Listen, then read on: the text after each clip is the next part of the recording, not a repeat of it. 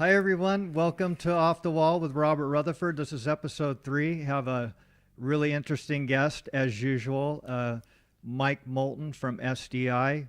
Mike's been in the field. I've known him for a number of years and has run some incredible jobs in the past. And Mike, how you doing today? Good, good. Thanks for having me. Thanks for coming out. I'm honored to be here, actually. Thank you very much. Yeah, we go back quite a ways. Yeah, we do. I started in 1978, and I probably met you right around that time. Yeah, I was a teenager. Yeah, you'd come to job sites and I think on your school vacations. Yeah, always trying to make So, some money. yeah. Yeah, for sure. So, who got you into the trade? I was I was going to college and I was a mechanic.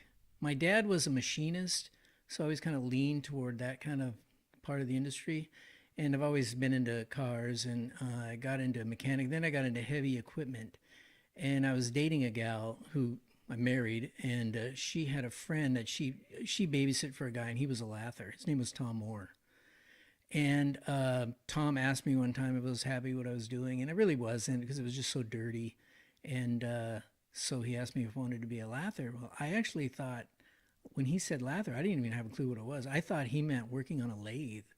A lather? And that's what my dad, my dad was a machinist. I thought, yeah, that sounds cool.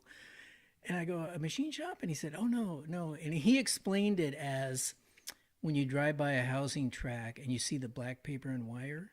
And I said, oh, yeah, I've seen that. And he goes, that's what it is. That was his definition. Yeah. And even though he didn't work residential, that's kind of how he explained it. So I thought, yeah, okay, I'll try it. I mean, I wasn't really interested in what I was doing at the time, so I joined the union and kind of started from there. Yeah, I went through the whole apprenticeship training. Yeah, I started with, it was Perlite Rutherford. Oh, yeah, the joint venture. Yeah, and that's who I started with. And I really didn't go through the apprenticeship. The apprenticeship had classes. It was in Maywood. It was a small little building, and they would run the classes like a school year. Mm-hmm. So you would go from like September till June, and then you'd have the summer off. It's different than what it is today. And so I started in May, and I went for a few classes, and then we had the summer off. And we started back in September, and I went for another month, and then I met a guy there. I can't even remember his name, and he walked up to the teacher, and he said, the teacher was Glenn Braggia. I don't know if you know Glenn. No, I don't Glenn. think. His sons are in the trade. Really, really good guys. And the guy went up and said, hey, Glenn, I've been going to school for a long time. I want to get out of the program. And Glenn said, well, how long have you been in? And he said, a long time. So Glenn took a pen and just crossed his name out and wrote out of school. And I was standing right next to him. And I said, hey, Glenn, what about me? And he goes, you've been going for a long time? And I said, yeah. And he said, okay. And he took a pen and crossed my name out. Oh, And wow. wrote out of school. So technically, I really didn't go to. I went to apprentice school for a couple months, That's amazing. and that was it. I got That pretty is lucky. unbelievable. But it was totally different then than it is now. It Oh. was very loosely organized. Now it's pretty strict. You have curriculum that they follow. Much better now for the guys getting into the trade. There's different subjects they have to go to and pass and that kind of thing. Ours, it was just kind of you go in there, and Glenn would tell some stories, and then you kind of BS a little bit. Then you go in this small room in the back, and you basically just tie lath. That's kind of all we did. Yeah, they were 6 foot high lids. Yeah, or Yeah. walls. Yeah, yeah. And, Yeah. and you just tie away. Yeah. Yeah, So- I remember when I was in apprentice school, we did. It was in Santa Fe Springs at the time. Yeah, after Maywood, it moved to Santa Fe Springs. Yeah. So that was kind of it. So I got pretty lucky on not going to apprentice school. Haven't told too many people that story, so hopefully I won't get in too much trouble. Well, you can't get in trouble now. You've been in too long. So Been in it's 41 years. 41 years. Yeah, Unbelievable. I know.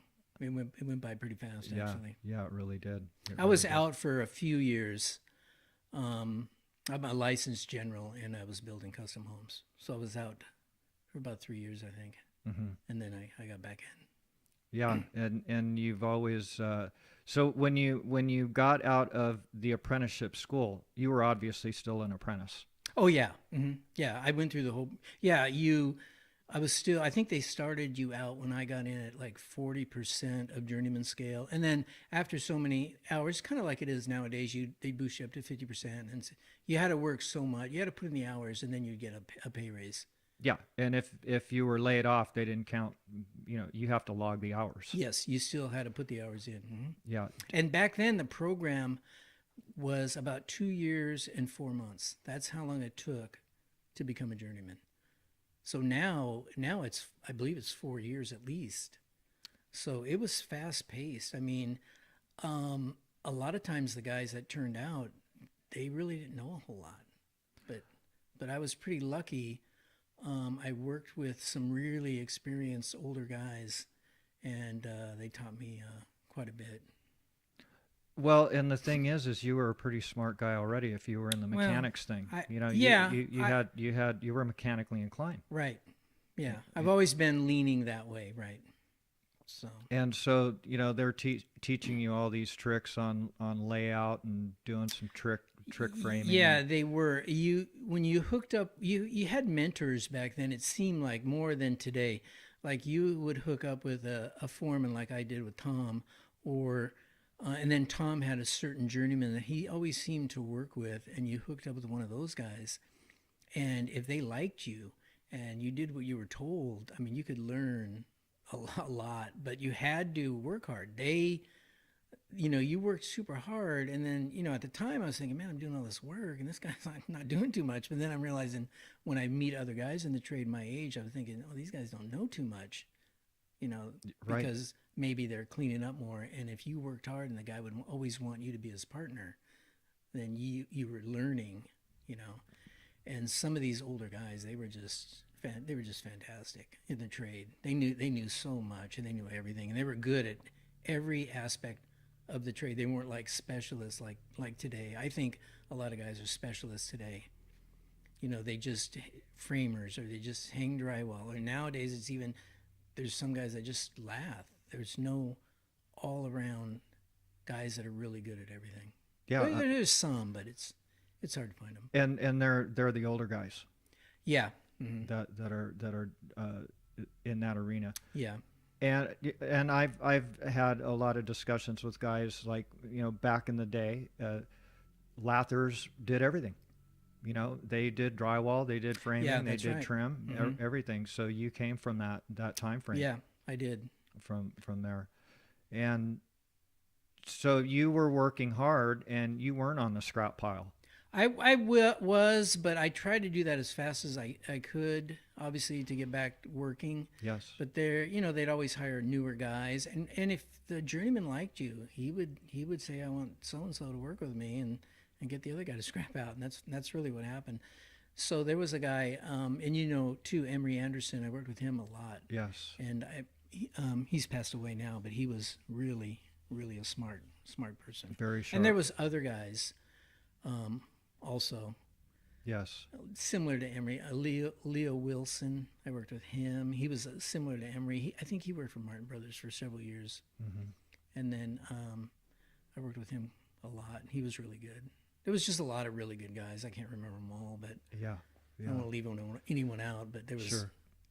A lot of them are passed away now. Yeah. Unfortunately, yeah. You work with Manuel quite often too. I did. Manuel had his own kind of a apprentice, and that was Sean Cooney. Sean's going to be a guest next week. Oh, good. Yeah. Yeah. We're still friends. We were apprentices together. Yeah. And so Manuel had Sean, and then Tom Moore had me. And I kind of just went everywhere Tom went, which is different than today, because I really don't have a guy that I take every job. I mean, I want to, but either he'll get shipped somewhere else, or Mm-hmm. so. If you want, mentoring is a big thing in this trade. If you want to have the next someone like me, you need a guy to stay with me, and Sure. and I could teach him, show him how to do things. I mean, things are done so much differently now than they were 30 years ago. Yeah, it was pretty loose. Yeah. Pretty loose. Now it's highly technical. You almost have to be an attorney. you're always protecting, the company's interest. You have to back up everything, Yeah. and a lot of documentation. Obviously, safety's a big thing now. It wasn't that big before. Yeah. So, Yeah. It was a lot looser. yeah, and I worked in housing tracks too, and that was a completely different. It was like a completely different world.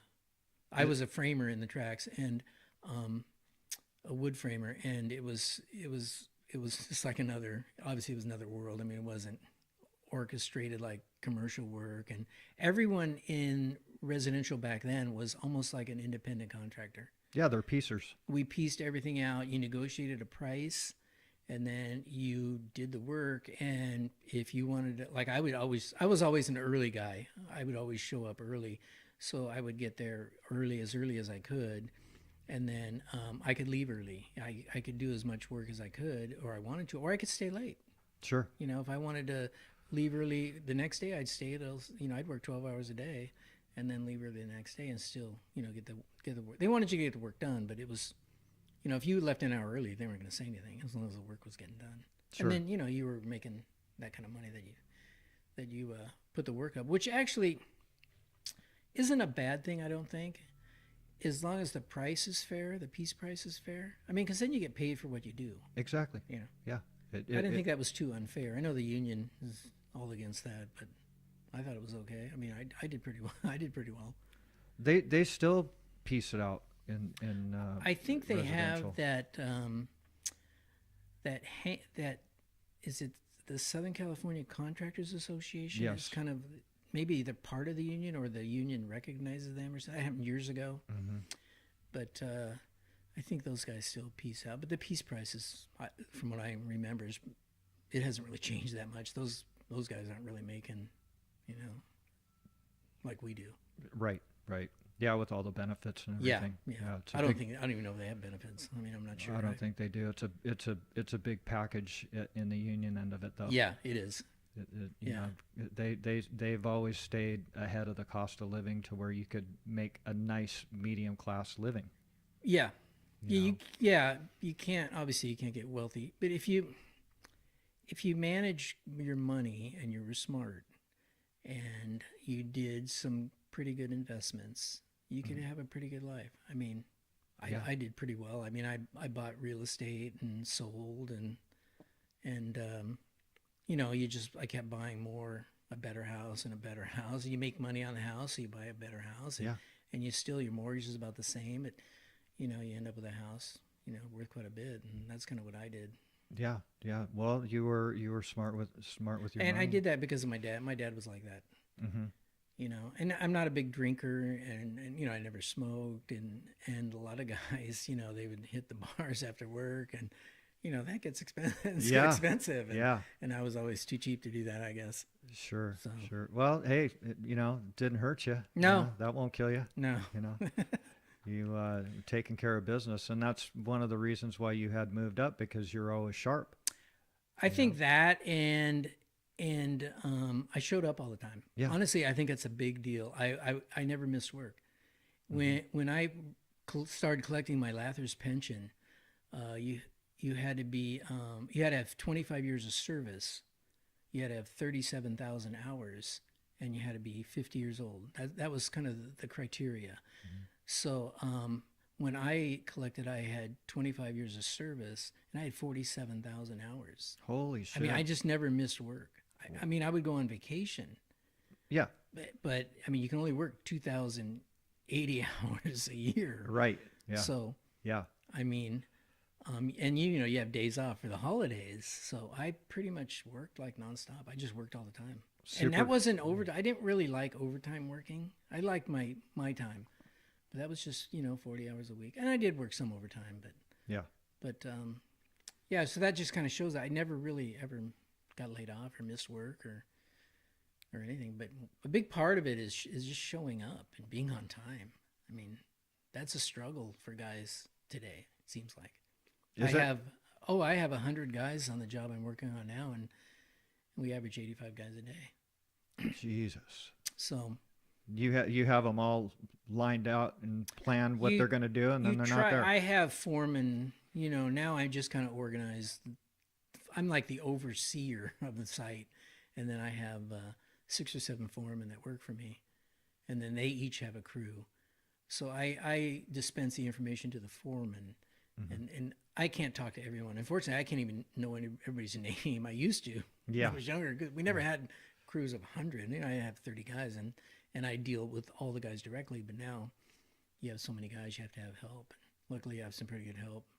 Yeah, and you're on these massive projects that are spread out. Yeah, it's hard, and really you're only good as your weakest guy. So I try to give every guy a chance. If he's not good at one thing, then I want to try him on something else. If he's not a good lath hanger, then maybe he's good at trim. It doesn't. I want to give everybody a chance, but unfortunately, some guys really they just can't cut it. I mean, we have to get up so much work a day. And exactly. If one guy does twice as much as another guy, it's just really not fair keeping the guy who's only doing half the work. You don't need head counts out there. You need production. Yeah. So and no one's going to put it past you. You have the experience. You always strap on the belt. They try though. Yeah. So you're just managing your managers. Yeah, I'm considered the site superintendent. And I think a lot of companies have these on these larger jobs. Yes, you almost have to. Yeah. When you have that many bodies. And then on this job, we have a project manager on the job every day. And so he handles all the financial stuff and change order work and all that stuff. And then I handle getting all the work done. So me and the project manager work pretty close together. Yeah, and so he's taking care of a lot of the paperwork for you out there, and yeah, I do a lot too. But we both get it done, paperwork wise. So on that project that you're on right now, it's just 2 of you guys managing that thing, plus your foreman. Yeah. Wow. Well, I have an engineer, a project engineer. He does all the payroll. I don't do any payroll. We used to do the payroll, but it just got to be too much when you get so many guys. Right. So he handles all that, and then he'll do whatever, like we need. If we need something done, he'll do it. I still order all the material. I like doing that to keep control of what comes in, and the foreman will give me a list of the material, or I'll do a takeoff and I'll order it. But typically, I want the foreman to do the takeoff because then they know what they're getting. Sure. And then we'll talk about it, and if I can get some stuff like maybe pre-cut or I'll question him, why is he getting that? And we'll walk around, we'll look at what we have. Maybe we'll have something already there. So I like to kind of control that. Yeah, well, that's somewhat. Smart. Yeah. And you're really good about planning ahead too. I think I am. Sometimes something will get slipped through always the cracks, but always. I've always kind of been a big planner. Like I get to work at 4 a.m. and that's when I kind of start. I read through all my emails. I answer a lot of emails early. And then, I just kind of relax, and then I don't like to stay late. So I don't mind putting the hours in, but I don't want to be there till 5 o'clock at night. So I start early. And then I leave when the crew leaves after. So I work like 10 hours a day. Wow. But I rarely work weekends. So I let my foreman. The younger guys want all the overtime. Right. And I really don't need it. And yeah, I'm fine with that. You're running out of time. Yeah. So you want to have your leisure time. Yeah. Yeah. And spend time with the family. Yeah, exactly. So do you ever go into the apprentice training area and mentor for those guys? No. I've never. At the Union Hall? Yeah. No. Have you seen any of these training facilities that they've built? No. They're unbelievable, dude. I go by that one in Buena Park. Yeah. On the way home, and it's pretty good size. State of the art. I've seen just, photos of it, and it looks pretty nice. They do all sorts of training, form setting, and all forms of carpentry work. Sure. Inside, Yeah, they're building bridges and stuff in there. Yeah. Freeway overpasses and stuff like that.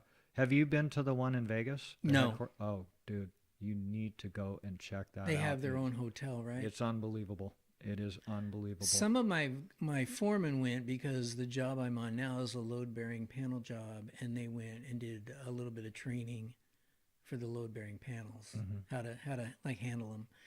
And I think the weekend they went, I had to go to the facility where they're building the panels, fabricating the panels in Tennessee. Mm-hmm. And they have since opened one in Reno, and that's where our panels are fabricated Got for it. the job I'm on. But I Mm-hmm. went to Tennessee to look at the operation there that weekend. Did you worked on panels before building them actually too, right? Yeah. Hmm. Yeah, back. But they weren't load bearing. Right. They were just like facade panels. Yeah, Yeah. just curtain wall stuff. Yeah. Yeah. Hmm. Yeah. So, is there, compared to the curtain wall stuff that you were doing in the past, compared to the load bearing, are they state of the art jigs that they're using to put all this stuff together? You would think so, but they're really. It's back to basics, huh? It Yeah. really is. Yeah. There's yeah, they have some good systems for welding. A lot of the panels are welded together. Oh, they still are welded. Yeah. And the way they weld up like the King studs, they have a big assembly and a big press that'll press them so the studs won't get distorted when they weld them. Mm-hmm. And that's pretty good. And they do have jigs where they slide them in and it kind of clamps. Because on load bearing, the stud has to be touching the underside of the top and bottom track. Yes. There's no spacing. Mm-hmm. There's no adjusting like you would on a regular just frame wall. You know, Right. you leave a little gap or something. There's none of that. It has to be butting. Yeah. If it didn't, obviously, when you load up 6 stories of that, they would start deforming and you'd have all sorts of problems. Something So- might buckle. Yeah. So that they put in a big press and they press it. Ah. So they do have some assembly systems, but stuff still gets built wrong. I mean, Mm-hmm. Yeah. you know. so- Doesn't fit. And then shear is a big part of the load bearing. So the shear has to be on the right side, you know, Mm-hmm. and it's Okay. Yep. yeah. So, and we get panels out, the shear's on the wrong side, and that's like a whole day to repair because the shear is screwed off like every 2 inches on center. There's Oh my God. like a 10-foot panel is a bazillion screws in there. Yeah. Is that all 20 gauge backing on that? The shear metal on the shear was 22 gauge. 22. So, have you ever had to install that when it's not in a panelized situation? I did just a few sheets before. Yeah. How the hell are they cutting it? You go on the back and you can you lay it out on the back metal and then you kind of overcut a box like with a 4-inch grinder, Mm-hmm. and then you go on the front and you cut like normal. Got But it. then one of my guys said they even have a router bit that will cut the 22 gauge Oh, metal. that yeah. Yeah, so they're since we don't do that, we haven't been using those. But I guess one of my guys, we did a mock-up and he tested it and he said it worked okay. Yeah. So Yeah. Well, that would make life a lot easier. yeah, You know, trying to, at least you could just lay out the front and zip it out, right? yeah, right. Just You know? like regular, yeah. But it'd Sure. take a little longer, but It's like hanging 2 fucking sheets at a time, though, right? I know. You don't want to hang that It's on not. lids. Surprisingly, it's not that heavy. I mean, it's heavier, obviously, but it's not like lead board or anything. Yeah, I've you're done right. that before right. too. Have you ever installed that? Oh yeah, Lots of lead board? not lots, but quite a bit. When I was at Caparelli, Mm-hmm. we did a lot of that because Did we you? had guys that were really good at that.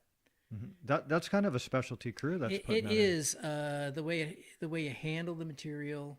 All the screws have to be protected in back, and you have to. There's a lot of pre-work before you can hang the actual lead board. Any box has to have a barrier behind it, so any rays won't go through. And then they test them before, so they test the leakage, and then we actually never had to go back and fix any leaks, but we were pretty good. They were pretty good at it. My guys were pretty good on the lead board, but it is heavy. Yeah, and so you would, on the studs, you'd put actually a strip of lead on the inside of that flange, right? Sometimes we would make a lead angle, and we would screw that back from the flange so the screws wouldn't penetrate that, and you would screw the lead angle to the web.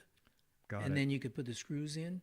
And if you couldn't do that, sometimes they have little lead buttons the size of the screw head, and you would just like spray glue those on, and then they would mesh tape those, and then they would kind of put a heavy coat of topping or mud over those so they wouldn't fall off. Got it. But that was hard. Obviously that took a lot longer. Sure. Putting in 1,000 little screw button heads. Yeah, but yeah. it wasn't as good, I didn't think. But either way works. Yeah, as long as it doesn't leak, right? Yeah, sometimes we would just get little tabs of lead and we would screw it off and go on the backside and we would just bend the lead over the screw that's penetrating. That works too. Mm-hmm. Yeah. And then the doors have to be lead lined and any windows would have to be lead lined. Yeah. It was interesting. And it was really slow. I mean, obviously it takes a long time to do all that. Yeah, no production. No, well, we would have production rates, but it would be Right. like, 4 sheets a day or 5 sheets a day per guy. Yeah. And they could do that. Yeah. That's But then the poundage on the lead was a big deal. Some of it was heavier than others, and the thickness of the lead, depending on the room. Got it. Yeah. Got it. Yeah. How strong is that X-ray machine, right? Yeah, right. Yeah. Blowing through there. Obviously a lot of hospitals and some doctors' offices and stuff. We would even do it for other companies. Would call us, and we would go down and just knock out just the lead only. Yeah. Yeah. Yeah. That's definitely a specialized trade in Yeah. our industry. Yeah. To get And that then done. not too many people sell it. There's only a couple people that. Yeah, the guys in Azusa, I Yeah. think. Yeah. And they've been in it for a long They have. time. And I think they'll install it too. Mm-hmm. If you have a lot, if we would only do like one room. If we did a big hospital and there was several rooms, then we would sub that out to one of those two companies, I think. Yeah. Yeah. You've worked on a lot of hospitals. Yeah. A lot. Yeah. When you were with PCI, you did a lot of that, right? And when I worked for Caparelli, Yeah. we kind of specialized in hospitals too. Mm-hmm. Do you have any going that are coming up that you're going to be doing? Or? No, I think I'm actually done with hospitals. Yeah, Hopefully, knock on wood. I hope I don't see another one. That's a whole different world. They were hard. They were hard to do. Yeah. They were hard to get the guys in the mindset of doing, of actually like slowing down a little bit and doing the work, as good as you can do it. Mm-hmm. My dad was a big believer in, if you want to get things done right, it just takes time. Yes. And I still believe that. I do too. Things take time. These jobs now are so fast paced and these schedules are incredibly fast. And I think there's two caveats to that is we can't do the work correctly. We're trying to hurry so much. And another thing is it's unsafe. It really is. I don't think you can go that fast and be safe like they want us to be safe. They want us to go fast and be safe, and then they want us to go as fast as we can, and then we'll mess something up, and then it's our fault because we're going too fast. I mean, it's just chasing your tail. It seems like to me. Yeah, yeah. But my dad was a machinist. Everything was methodical. Everything was thought out. There was rarely a mistake made, because everything was a process, and we don't do it that way. Mm-mm. We just go in there as fast as we can, and I'm not blaming the general contractor, and I'm blaming the guys we work for, but I mean, somebody has to get together and just, But I guess it all revolves around, the almighty dollar. They're trying to get the building open as fast as they can, and the buildings actually turn out looking pretty good, but if you look, you can find a lot of mistakes in finished buildings. I do all the time. Of course you do. And you too, when we walk in, that's the first thing we look at. Yeah. Yeah. We're trying to line stuff up. Exactly. Cross-sighting. Yeah. Yeah. And you see a lot of just, mistakes, but yeah, as fast as we go, they do turn out looking pretty good. Mm-hmm. Yeah. So is the new blood that's coming up as far as apprentices, are they doing a good job? Are they some guys, it's not like the old days though. At least I don't think it is. And I talk to other guys and they agree. Just a different mindset. I mean, they're just not into it like we were. And when we started, it was really kind of fun. I enjoyed it. Yeah. We'd have fun on the jobs, it seemed like, mm-hmm. and not horsing around, but it was just a different atmosphere. Yeah. And today it's just not that way. Right. We're just trying to grind out the work as fast as we can, and it's hard. And I think the younger guys, there is some younger guys that you can tell right away they're really going to be good. Yes. But some of the guys you can tell right away that they aren't. You can teach a guy the trade. That's what I'm always telling the young guys that come in. Look, I'll teach you the trade. I'll do everything I can to teach you the trade, but I can't teach you to work hard. Exactly. I mean, that's either in you or it's not. That's true. And I thought and I meet guys all the time. Excuse me. I was on a job and I parked in this parking lot across the street from the job site. And I met, I parked the same kid was there all the time. And he seemed like he was kind of a hustler, from what I can tell. So I asked him, hey, you want to get in the trade? And he said, oh yeah, I really like that. So I got him in the trade and he just couldn't handle it. He didn't like the sunshine. Oh, he's a little soft, huh? He'd walk everywhere. And, I take him to the side. I said, look, I know you don't know anything, but I do know that you can get from point A to point B as fast as you can. Yeah. I mean, you do know that. You can do that. Mm-hmm. I don't have to train you to do that. Yeah. And, I tried him with different foremen, and we just bounced him out of there after about 4 months, I think. Couldn't cut it. No. It's not for everybody. He couldn't cut it with us. He might be able to cut it with someone else. And I told him, hey, look, you have a great opportunity to, I mean, we're not the only game in town. Sure. Just go to the union and get on that, call every contractor and Do you know if he stayed in the trade? I don't know. He called me about 4 months later asking about the vacation check. And I asked him, hey, did you hook up with someone? He said, oh, no, not yet. But I want to go on vacation. yeah, right. That's so funny. I don't know if he's still in the trade or not. Yeah. My guess is probably not. I mean, you're right. It's just not for everybody. No, it's hard work. It is hard and it's dirty. Yes. And some of the people you work around, they're pretty rough on the rough side. Oh yeah. I mean, there's a lot of guys that have spent time in jail that you're working next to. Yeah. And some of them are questionable, and some of them have turned their lives around. I have one kid. He got in some trouble when he was younger. A good, nice young man. I mean, he wants to learn, and he has a good personality. And I can count on him if I tell him, okay, I want you to do this. I can count on him that it'll get done, which that's kind of rare nowadays because a lot of times they'll get distracted and I want you to go do this. And then I'll go look, check up on you and you haven't done it yet because, oh, someone wanted me to do that, Right. that kind of thing. Yeah. But he really is going to be a good guy. Mm-hmm. Yeah. Well, even back when you only had 15 years in the trade, you could always pick those cubs out. Yeah. You could pick them out. Yeah. You knew the hustlers. Right.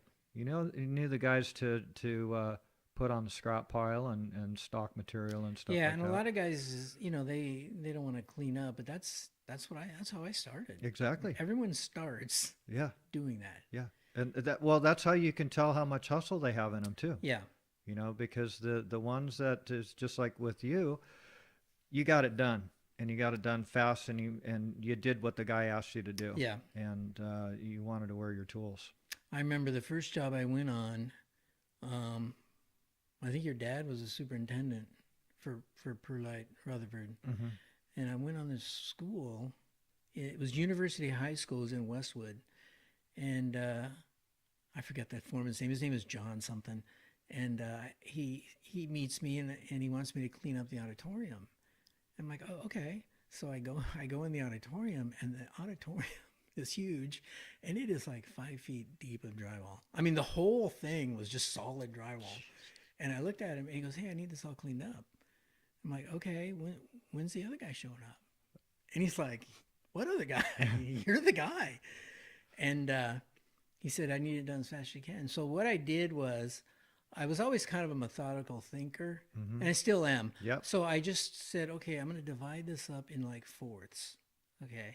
And my first, he didn't tell me this. I just figured this out. I said, first I got to get some pathway clear. So he told me where to put it. It was outside, so I could throw it in a big bin. So I got this.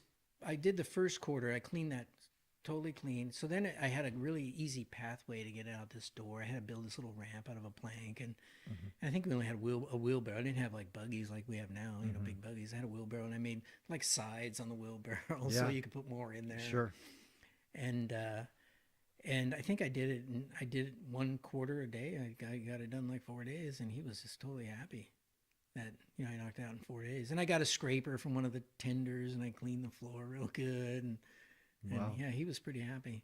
Good for But you. that's how I started. I mean, Uh-huh.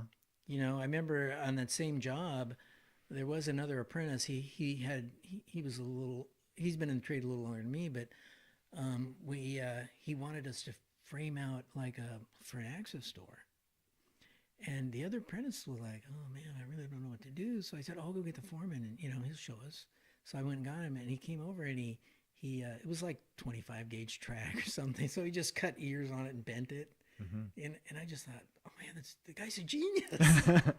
Because I never saw anything like that before. But he just cut it with a snips, bent it, and measured it, and bent the other side, and slipped it in there. And he goes, "That's how you do it." And but that was like my first week, and I was just like, "Holy smokes, this is great." Well, you really embraced it. That it really got your attention. Well, it was, I did enjoy it. I really did, and it was fun. I mean, I really like the housing track part too, because I was my own boss, and I really enjoyed that. I could do what I wanted to do, in putting the time in. I negotiated a price, and I still do this, and I think these are the best guys that work still do this, is they set goals for themselves. Instead of going in, like, I remember I worked for Manuel one time, and he said, "Hey, I need you to hang, I need you to hang some drywall." And I thought, okay. And then Manuel said, "Okay, yeah, I'm paying you foreman's pay," because I was just I was just moving around. My job was done, so I went to work for Manuel. He said, "Okay, I'm paying you foreman's pay, so a regular guy has to get like 30 sheets, but you're getting more money, so you have to get like 35." I'm like, "Oh, come on, man, really?" Yeah. And he goes, "Oh yeah."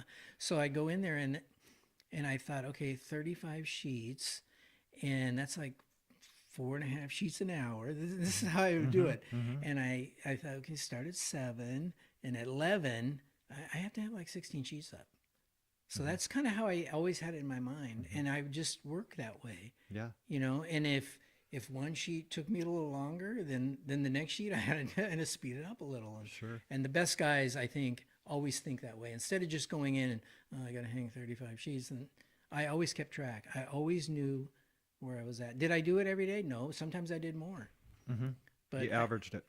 if halfway through the day, I had to be halfway done, or else I was never going to get it. You're never going to pick up speed, because I always try to be more than halfway, because you're more tired. Yeah. The other half. Yeah. So that's kind of how I always did it.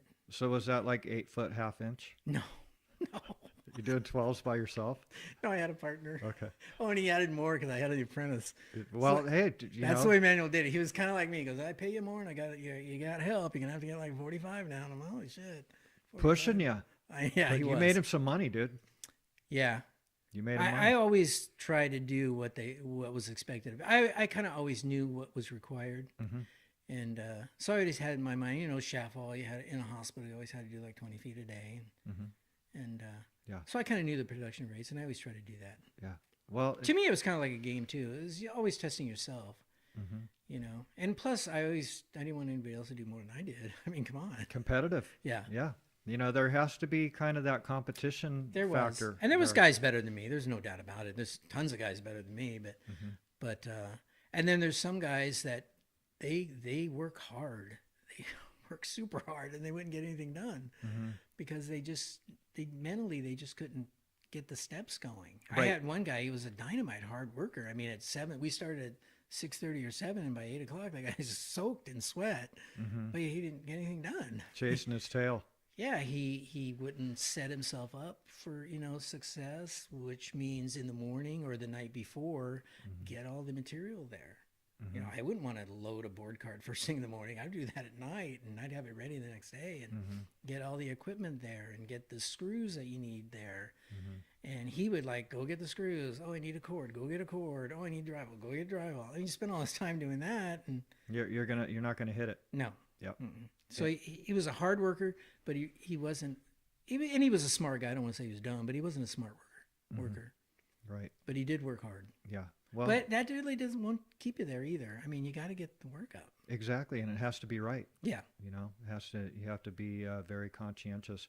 And so on some of these projects, when you weren't running the jobs, would they have you in there as like the troubleshooter to come in and go, man, we got these really tough areas. We know that we can't get to production, but this guy is sharp and he can get it up. Some jobs I would go on and do like specialty, like ceilings, like a big dome or some big barrel ceiling, like in a shopping mall. Yeah. I would come in and just do those. The other guys wouldn't know how, or maybe they're too busy. But I did a lot of that. Did you? Yeah, I didn't like going on some other foreman's job and going around saying everything he did wrong. I didn't want anybody doing that on my job, so I tried not to do that. You know, but if the guy needed help, when I was a foreman and I'd go on another foreman's job, I went to work. I didn't go to help him run the job. I mean, I brought my tools and I worked, and that's what we did then. I mean, everyone worked with their tools. Yeah. So even the foreman, I mean, I still enjoy doing that if I can. Obviously, you can't now with 100 guys, but I recently, about 4 years ago, I did a freestanding building at a high school, and I only had me and 3 other guys, and I worked every day with the guys. And it was fun. I mean, we liked it. We had a good time. Yeah. Yeah. So, It breaks it up for you too. Yeah. You know, going back to your roots. Yeah. On that, so that's you know, always fun and to I do did the that. payroll. I don't need an engineer there or a project manager. There's 4 guys, and I got there early and I did the payroll. And You didn't need a 40x20 trailer out there? No. Do your fucking no, paperwork? we worked out of the gang box. Yeah, no trailers. Yeah. But that's what I like. That was fun. Yeah. Man, it's been good to you, dude. And it sounds like you really enjoyed it. I did, not so much anymore, but I did really enjoy it. And would I do? I always tell people, would I do it again? Probably not. No. Be a lather. Yeah. I don't know if I could have done what my dad did either. I mean, he went to the same building for 45 years. He worked at the same place. No shit. Yeah. But he worked in LA, and he was the best guy they had. I mean, he was big into boxing. He wasn't a boxer, but he enjoyed watching. So he would have guys from work come over, and they'd watch boxing or something, and one of the guys took me to the side and said, "Well, man, there's no one like your old man. He was the best." Now everything's CNC, but my dad was the manual machinist. Plus, he got into the CNC stuff when it first started, so he did both. Yeah. But those guys really admired my dad. Yeah. What kind of parts was he making over there?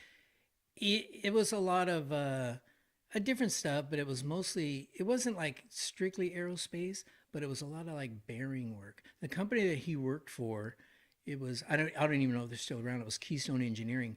How they built up a big workforce and work was when they were building the Hoover Dam in Nevada. They did the bearings on the rock crushing machines because it was cheaper, obviously, to ship them to Los Angeles. The only other company that would do them was on the East Coast. So they would ship them to Keystone Engineering, and that's how the company kind of started. And then Interesting. My dad worked there, and yeah, he was the smartest guy I knew. Well, to be a machinist, I mean, you're talking hundreds of thousands. You know. Yeah, and he would add. We would just mess with him when I was growing up, and he could add up any like dimensions, and you could mix them up, and you could say, "Hey, Dad, add up."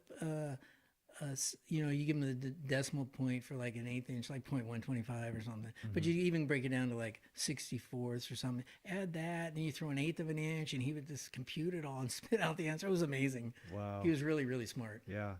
He was into what he was doing. Yeah. And you have to be that way to be a machinist. Yeah.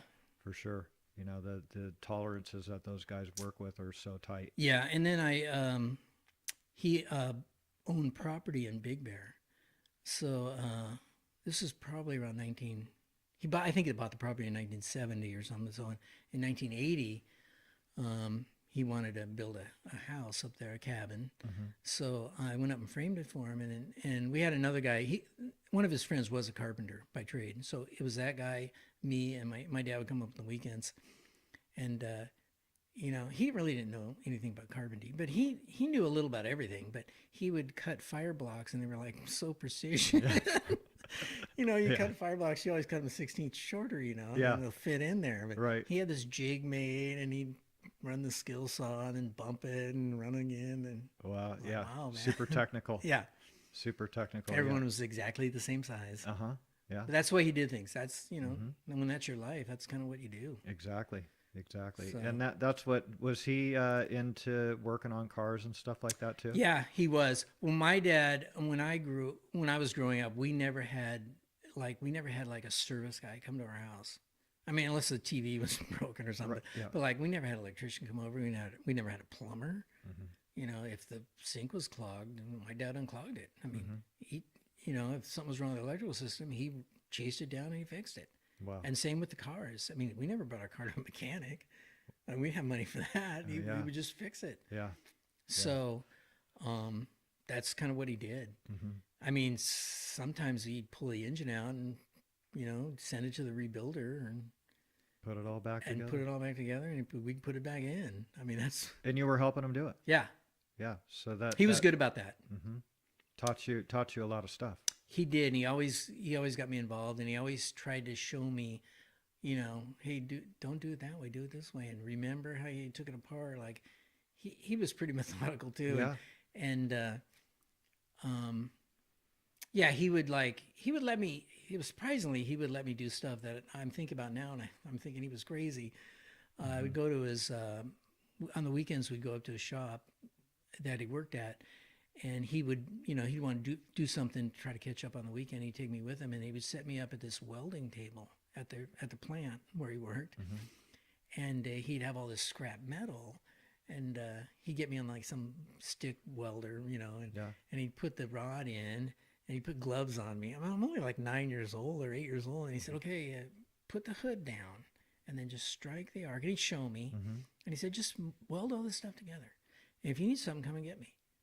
And I'm like, "Oh, okay." And he said, "Don't lift the hood. Don't lift the hood and look at that light. Don't do that." Yeah. Okay. And so I just sat there all day, and I had like a leather apron on. And I just weld, and then I just move another chunk of steel. It was just scrap, and I'd weld it. And he'd come over once in a while. "How you doing?" And, you know, he always said, "Oh, you're doing a great job. This is great." And he was always, you know, complimentary. And Yeah. That's nice. yeah. That's nice. So you must be a damn good welder. No, I don't know. I'm okay. You got to do it a lot, just You like do. anything. Yeah. Yeah. But yeah, he was always into cars, and that kind of got me. I'm into, you know, I like cars too. You have any classics? I have a 1946 Ford wooden wagon, a station wagon, a Woody. Nice. Yeah. Yeah. And then excuse me. Then I had I started. Well, I've had old cars my whole life. I mean, I had a 55 Mercury Montclair. I would drive that to job sites. That was my only transportation. And then I had, you know, I had Volkswagens. I had late 50s Ford pickups, 55 Ford F100, and I had a 56 F100. And then I got married, and, you know, I can't spend money on cars, but after, you know, my kids were growing up, then I bought a 1936 Ford 3-window coupe. Wow. It was all original. Did you tear it down and redo it? No, it was all, it wasn't all done, but it was good enough. I mean, it wasn't a piece of junk, but it had been restored in the 70s. And I think I bought it in early 2000s, maybe right around 2000. And it was all original, and it had a really nice interior and had a pretty decent paint job, and it was paint. You know, the paint was probably 30 years old, but it was nice. I mean, you could drive it and enjoy it, and that's what I did. Good. And then I bought the Woody, and then I didn't really have room for two, and my wife likes to park her car in the garage, so I ended up selling the Coupe. The Coupe was very small cabin. Yeah. My wife didn't like riding in it because, you know, you're really tight. If you have claustrophobia, it would bother you. And then she said it smelled bad inside. Well, that's what those old cars do. Yeah, but she really likes the Woody. The Woody is it's all original. I like the flathead engine. I really like those. and the wood has the original wood. The wood has all been refinished, and it still has the original paint. Is that right? Yeah. Wow. I like that kind of stuff. Yeah. I like the originality. Mhm. And then the interior is all brand new. And I bought it like that.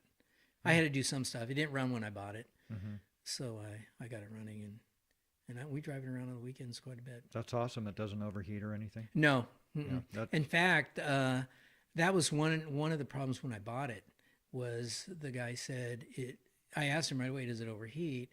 And he said, yeah. And a lot of flatheads are known to overheat. So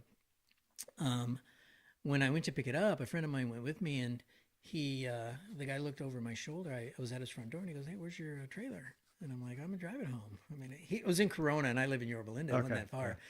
And he said, "Oh, you'll never make it." I'm thinking, it's like 10 miles, man. Yeah. I mean, come on. Yeah. And so I made it like 2 off ramps, and I had to pull over. Oh, no shit. So he gave you good advice. And I got it on a tow truck, and then I had the radiator rotted out. They take the tanks off, and they shove a rod down every Port tube yeah. and clean them out. And I put new water pumps on. And the water pumps now you can get with an improved impeller, so it'll push water through faster.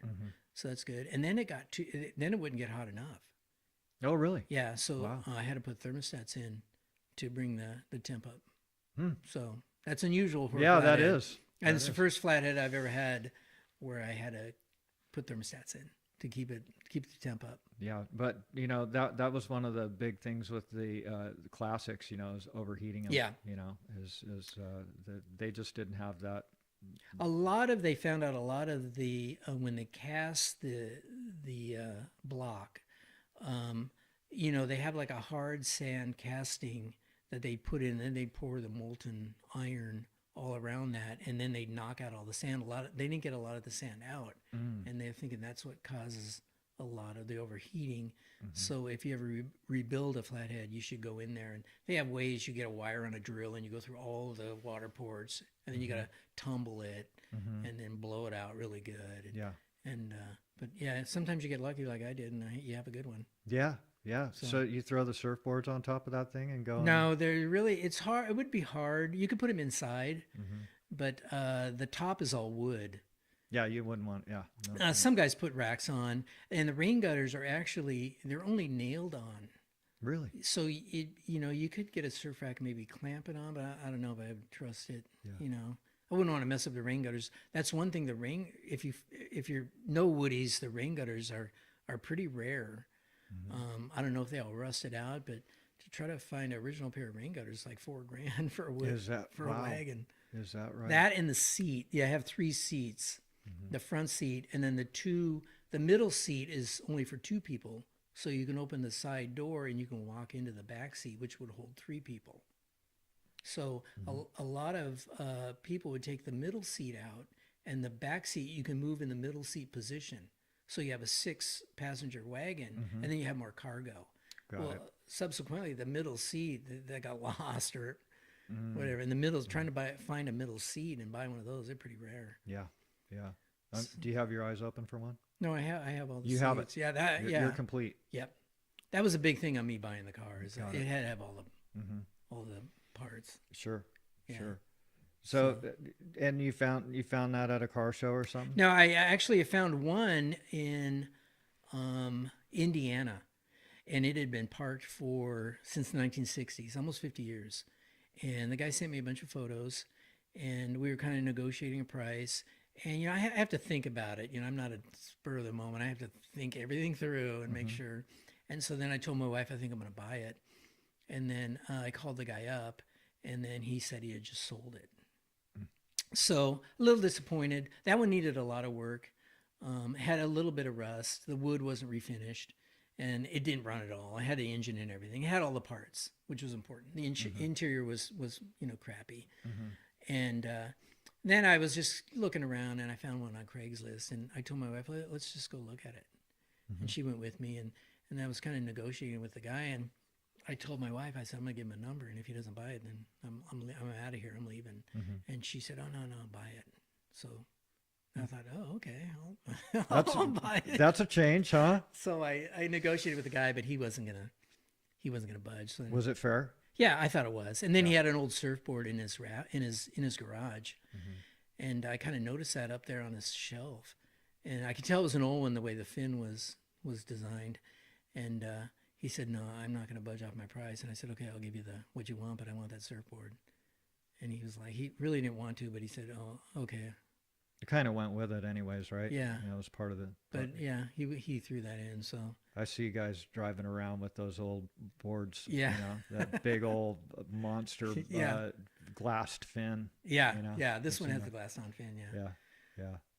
That's pretty cool. Yeah, so I got that. But that's pretty cool. She was like, thumbs up to you and throw down on this thing. She was, yeah.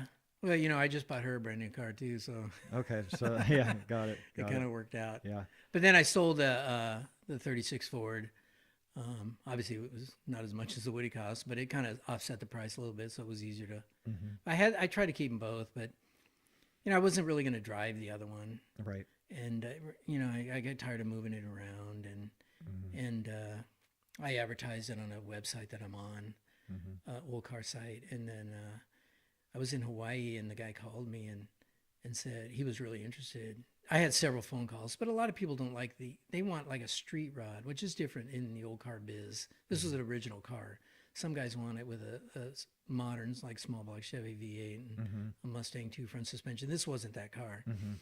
And, but this guy knew what he wanted. And I got home from Hawaii on a Friday. He was there from Dublin, California, up north. I'm ready to get it. He was there at 8 o'clock in the morning. Just like he said, he brought a friend, and they looked it all over, and I gave the guy a ride, and then he tried to talk me down, but I really didn't want to sell it.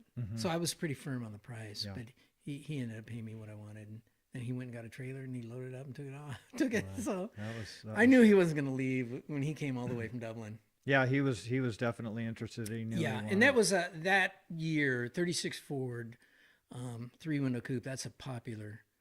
You know, before it was like the 32 Ford, which is still really popular because that was the first V8 Ford. But the 36 is the kind of the Art Deco-y period.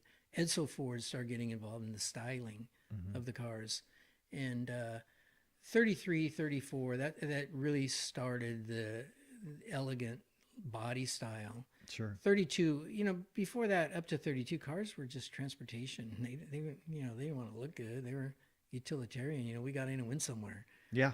And then Edsel Ford got involved, and he started making them stylish. And the 36 Ford, it's one of the more popular years, I think. And the 3-window coupe, that was the last year they made the 3-window coupe. 37, they had the 5-window. I mean, Ford had 5-window in 36 too. Yeah. 14 gauge body. I don't know what it was, but it was pretty sturdy. Yeah. a lot of thick steel. Ford was smart because he had the same frame in those days, like 36, for example. You could put any body style on that frame. You could put the wagon. That's smart. It was. You could put the station wagon, the truck, the 5-window coupe, the 2-door sedan. Everything fit on that frame. Yeah. Yeah. And everything was same, just the body was different. That's how I do it. Just change the body. Yeah. You know, use that frame. Yeah. You know, so. And he did that for years. Yeah. Yeah. So. That's pretty brilliant. Yeah. Pretty brilliant. But that car brand new was, I think, $550. Wow. I sold mine for 42,000. Wow. You didn't buy it brand new, but that would have No. been one hell of an investment. Yeah. For sure. Yeah, I had it almost, I don't think I had it 20 years, but it was between 15 and 20 years. I owned it. So you had it for quite Yeah. some time. And Yeah. I did you know, a lot of people lose money in cars, but I don't put a lot of money in them. You know, I do the work myself. And if you own an old car, you really have to. Yes. You can't send it to the mechanic every time something goes wrong. You know, because there's always something going wrong. Yeah. And I enjoy that kind of work too. So Yeah. That's a nice hobby yeah, for sure. Especially if you have all the tools and a Yeah, place and I do, yeah. to take it all apart and stuff. when I was a mechanic, I still have all that stuff. Yeah. And then when my dad passed on, you know, I got all his stuff. So Yeah. So you have some real trick stuff yeah, from him. machinist wise and mechanic wise. Yeah. Yeah. So you have a son, I have two sons. 2 sons. Are they in the trade at all? And I have a daughter. My daughter's the oldest. My son Travis, the older son, was estimator for Caparelli, kind of beginning. And he did that for a while. And now he works for, he's really been big in the film. Mm. And he works for Safariland, which they make tactical gear, like bulletproof vests for the law enforcement and the armed services. Mm-hmm. He works there. He's in charge of their film department. He does like all their videos for the marketing and stuff. Mm. And my younger son Connor works for Standard Drywall. He's an assistant project manager. Oh, okay. But he lives in San Francisco. So he's working out of that yeah. office up there, and they're nice and busy up there too. Oh yeah. Yeah. Mm-hmm. How many years has he been working for him? Just a couple, I think. Yeah. I don't know if he's going to stay with it or not, but they like him, and he seems to. He's pretty sharp. Yeah. Computers and that kind of thing. Yeah. That's cool. Yeah. That's cool. So you guys have some common stuff to talk about on jobs. We don't talk about anything work related. Yeah, well, that's fine. When I'm done, I'm kind of done with work. I mean, once in a while we will, but but he was here. He was on the Oceanwide project across from Staples, and then they needed him to go up there because to finish up the Chase arena that we have going. Got it. And so he went up there. He's been up there for 6 months. I think he's coming back in another month or two. Mm-hmm. How does he like living up there? He liked it at the beginning because he liked that urban setting, you know. Yeah. And after a while, I think it kind of wore on him. So oh, dude, he's ready. He's ready to come home. Yeah, the traffic up there is worse than it is here because of the water and stuff. And then, as you know, the real estate and rent and all that stuff is just out of control. It's out of control. But he Ubers everywhere. He's big on that. We went up and visited him, and we didn't have a car at all. And I had to rent a car from the airport, but I just parked it in his garage. And anywhere we went, he would just get on his phone and get an Uber, and then we'd go. Yeah, yeah. Which actually is pretty convenient. No, you don't have to park it. Exactly. And the guys are there. Like he'd make reservations at a restaurant on his phone. He's all into that phone. Yeah. And he'd call an Uber, and the guy'd be there in like 30 seconds. It's like amazing. Yeah. So we get in and. That's killer technology. Yeah, it was good. It really is. Yeah. So that's part of the reason, like this podcast, you know, so a lot of older guys are saying, who the fuck is going to watch this thing? And I go, dude, I ain't doing this for the old guys. I'm doing it for the young guys. Yeah. They're hip to all this kind of stuff. Yeah. You know, they like to watch these and listen to these stories and they're learning stuff from it. It's educational for them. That's interesting because one thing I did all throughout my whole career is I always had like printed like technical books. So one time I wanted to learn how to do stairs. When I was working in housing tracks, there was always one guy that did the stairs, and he was like the most respected guy in the whole track. And he got paid the most. And I thought, well, I can do that. And then I'd go watch. He would leave, and I'd go in the house, and I'd look at what he did, and I'd figure out what he did. And then I'd buy some books and read up on it. That's actually how I learned how to cut and stack roofs. Is I never really worked with him, but I watched what they did, how they cut all the rafters. They would group them up and gang cut them. And then I bought the books, and I would study the books and everything. You're a smart guy, dude. That's how I learned. I don't know about that. You are a very, very smart Sometimes guy. I see these resumes. When I was a superintendent for Ed Caparelli, I would get resumes, and I would read these resumes, and I would think, gosh, I'm so inadequate because these resumes were so... They would exaggerate so much in these resumes, and I would think, oh, this guy, if I hire this guy, he's going to take my job. And then you'd hire the guy, and he would just like, all of it was just BS. Exactly. Well, there's nothing like practical experience, right? Yeah. You know, you gotta be out there and put it together. But the thing is you took the initiative to figure this stuff out, and got the information on it. I always was a big information. I always liked learning. You know, anything. You know, and right now, I mean, there's no reason why anyone can't learn anything. What we have in our phone in our pocket. Hey, when in doubt, Google it. Yeah. Right? But what we have in our phone in our pocket is probably a better computer and faster computer than when they went on Apollo 11 to the moon. Yeah, I agree. I mean, there's no reason why anybody can't do their own research on anything. As long as you know how to read. Yeah. You know, you're good to go. And if you really can't read that good, then go to YouTube. Yeah. Yeah. People are posting shit that's unbelievable. Yeah. I like YouTube. Yeah. Yeah. There's some good, really good videos. Pretty handy. Yeah. Pretty handy stuff. So where do you see the industry going in the next 10 years? Well, I won't be in it, hopefully. Yep. He'll be like, hey, you're on your own, dude. Probably the status quo. I imagine the same. More prefabrication. I think so. I think this panelized work that what we're doing now. I mean, we're really at the infancy of that. Um, there's obviously a tremendous amount of work that could be done to improve it. The modeling, it's eventually gonna go. You're gonna model the whole job, and then they're gonna take the model and they're gonna build the panels, which they're doing now. But there's still a lot of miscommunication. Not everything's in the model yet, so it doesn't get to the panel fab. And one thing about the load bearing and prefab is, one thing your dad told me when I worked for him is this whole business is based on adjustability. You have to be able to move something a little bit to make something else work. And even when you're planning your work, if something happens, you have to be able to adjust and move to the next phase of your work. Don't let one thing, oh, I can't do that. Okay, I got to go home. Yeah. You're not going to do that. You're going to find something else to do.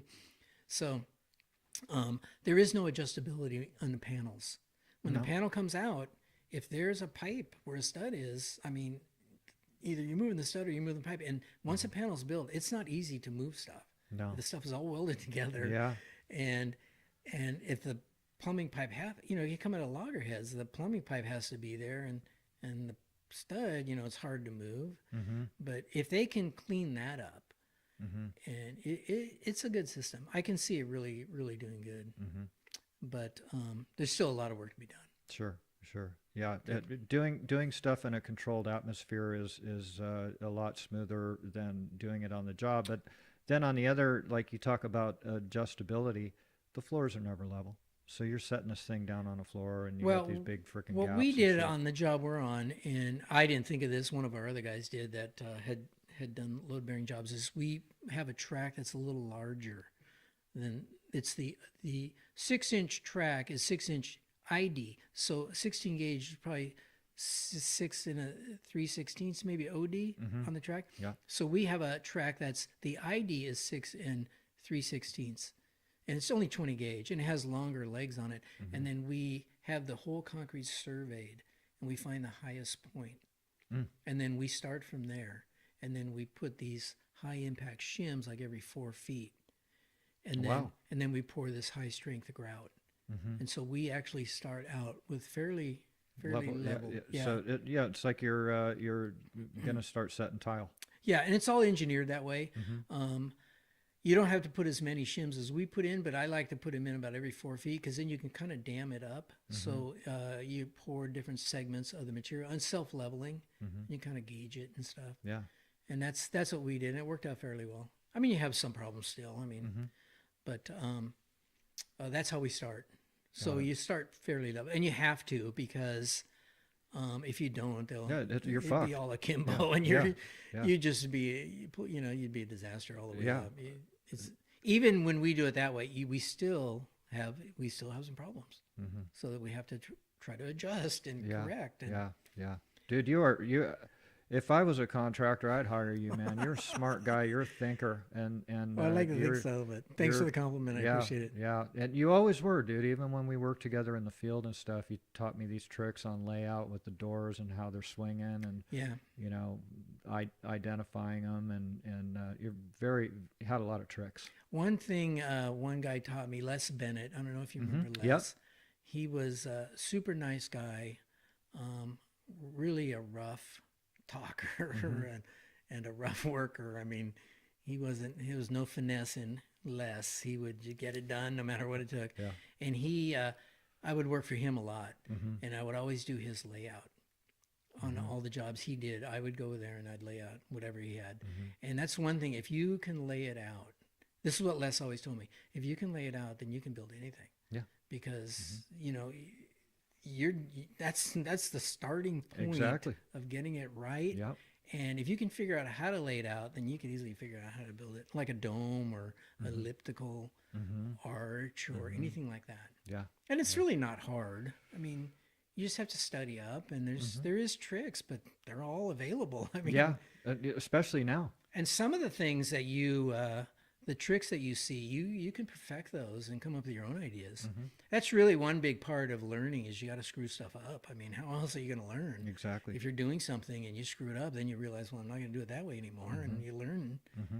Yeah. And You're right. I screwed up a lot of stuff. Believe me, that's Me how I too. learned. That's how I learned a lot of stuff. Me too. I'm not doing it that way. I'd frickin' stay after work and fix that shit. Yeah.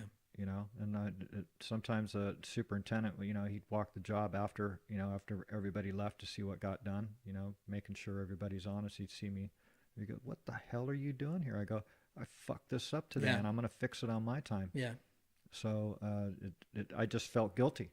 You know, it was my mistake, Yeah. and I'm going to take care of it. So, anyways, hey, dude, you had a great story to tell. It was really awesome. Oh, thanks. It was really awesome. You're really interesting in how you run your jobs and your car stuff and machinist Yeah. talk and stuff Well, like I that. appreciate it. It was really great to have you out here, Mike. Thank you. Thank you very much. You're welcome. All right.